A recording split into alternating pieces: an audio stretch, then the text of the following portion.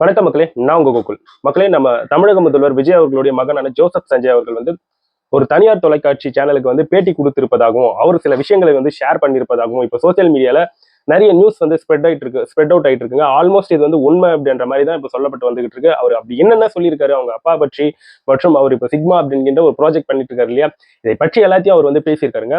முதல்ல நம்ம எல்லாருக்குமே தெரியும், விஜய் அவர்களுக்கும் அவங்களுடைய மனைவிக்கும் சங்கீதா அவர்களுக்கும் டிவோர்ஸ் இஷ்யூ வந்து போய்கிட்டு இருக்கு. செங்கல்பட்டு கோர்ட்ல வந்து அது வந்து இப்போ கேஸா போய்கிட்டு இருக்கு.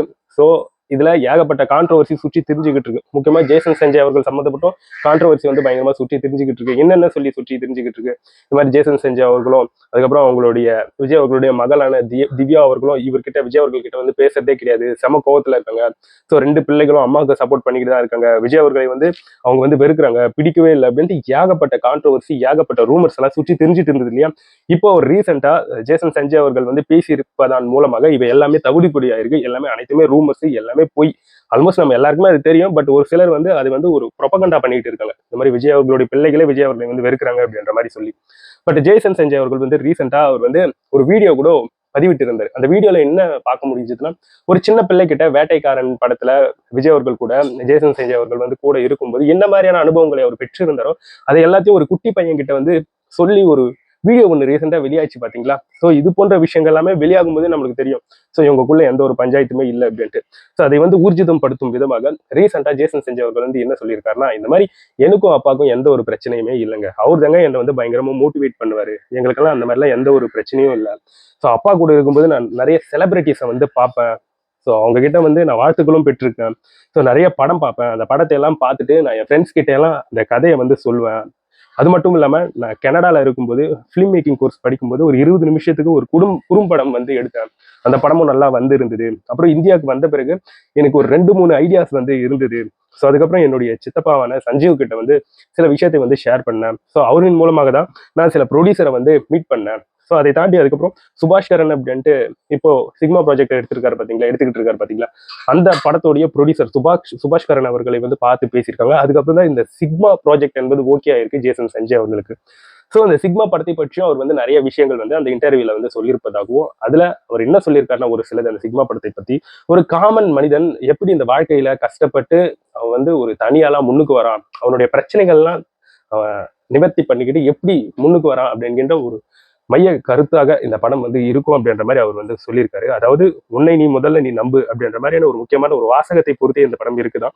இன்னொரு பக்கம் வந்து ஒரு பெரிய பொறுப்பு இது. ஏன்னா ஒரு ப்ராஜெக்ட் ஒரு படம் எடுக்கிறாங்க அப்படின்னும் போது அந்த படத்துடைய முக்கியத்துவம் எந்த அளவுக்கு இருக்கும், அந்த படத்தை பத்தி இருக்கக்கூடிய விஷயங்களையும் ஒரு வந்து ஷேர் பண்ணியிருக்காரு. அது மட்டும் இல்லாம இப்போதைக்கு நான் வந்து டைரக்ஷன்ல இருக்கேன்.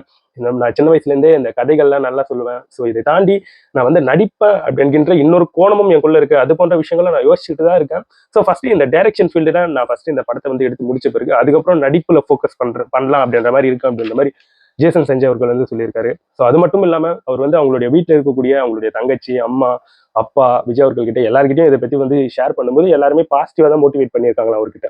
நீ பண்ணு, உன்னால முடியும் அப்படின்ட்டு எல்லாருமே பாசிட்டிவா மோட்டிவேட் பண்ணவே அவர் வந்து இந்த ஃபீல்டுல வந்து குதிச்சிருப்பதாக சொல்லப்பட்டு வந்துகிட்டு இருக்குங்க. அதாவது தான் வந்து ஒரு மிகப்பெரிய ஒரு ஸ்டாரோடைய பிள்ளை அப்படின்ட்டு பார்க்காம அவருக்குள்ள இருக்கக்கூடிய திறமையை வந்து பாருங்க அப்படின்ற மாதிரி எல்லாம் அவர் வந்து சொல்லியிருக்காராம். அது மட்டும் இல்லாம அவர் வந்து சிக்மா படத்தை வந்து அதாவது எடுக்க ஸ்டார்ட் செய்யும் போது நிறைய பல நட்சத்திரங்கள் சூரி, பார்த்திபன் இது போன்ற நபர்கள் வந்து அவருக்கு வந்து வாழ்த்துக்கள் வர தெரிவிச்சிருக்காங்க. அதை பற்றியும் ஷேர் பண்ணியிருக்காங்க. ஸோ இந்த மாதிரி தமிழக முதல்வர் விஜய் அவர்களுடைய மகனான ஜேசன் சஞ்சய் அவர்கள் வந்து பல விஷயங்கள் சொல்லி அவங்க அப்பாவுக்கும் அவருக்கும் எந்த ஒரு பஞ்சாயத்தும் கிடையாது, நாங்க ரெண்டு பேரும் நல்ல ஒரு ரிலேஷன்ஷிப்ல தான் நல்லா பேசிக்கிட்டு தான் இருக்கோம், ஏன் இந்த மாதிரி ரூமர் ஸ்ப்ரெட் பண்றீங்க அப்படின்ற மாதிரி நெத்தி அடி கொடுத்திருக்காரு ஜேசன் சஞ்சய் அப்படின்ட்டு பல விஷயங்கள் இப்போ சோசியல் மீடியால வந்து பேசப்பட்டு வந்துகிட்டு இருக்குங்க. ஸோ இதுல இருந்து நமக்கு வந்து கிளியர் கட்டா தெரியுது. ஸோ ஒரு சில நபர்கள் ரூமர்ஸை அவங்களுடைய அரசியல் ஆதாயத்துக்காக ஜேசன் சஞ்சய் அவர்களை வச்சு ஸோ நிறைய ரூமர்ஸ் வந்து ஸ்ப்ரெட் பண்ணிட்டு இருக்காங்க. ஸோ எல்லாமே முடிஞ்சு போச்சு. ஸோ அது மட்டும் இல்லாம சிக்மா படத்தோடைய அந்த வெளியீடு அப்போ ஆடியோ லான்ச் அப்போ அந்த இசை வெளியீட்டப்போ விஜய் அவர்களும் சங்கீதா அவர்களும் அந்த இசை வெளியீட்டு விழாவுக்கு வந்து போவாங்க அப்படின்ற மாதிரியும் சொல்லப்பட்டு வந்துகிட்டு இருக்கு சிக்மா படத்தோடைய ஆடியோ லான்ச் அப்போ. ஸோ சிக்மா படமும் இன்னும் கூடிய விரைவில் வந்து ரிலீஸ் ஆக போகுது அப்படின்ற மாதிரி சொல்லப்பட்டு வந்துகிட்டு இருக்கு. நம்மளுடைய தமிழக முதல்வர் விஜய் அவர்களுடைய படம் 23ஆம் தேதி வந்து ரிலீஸ் ஆகும் போது ஆல்மோஸ்ட் ஒரு வாரம் தான் இருக்கு. இப்பயே ப்ரீ புக்கிங் எல்லாம் சும்மா அடிச்சு கீழ்ச்சிட்டு இருக்கு படத்துடைய ப்ரீ புக்கிங் டிக்கெட் எல்லாம். அந்த அளவுக்கு நிறைய பேர் வந்து புக் பண்ணிட்டு இருக்காங்க. இனிமேல் நண்பர்களே, இதை பற்றி நீங்க என்ன நினைக்கிறீங்கன்றது என்னோட கமெண்ட் செக்ஷன்ல பதிவு பண்ணுங்க.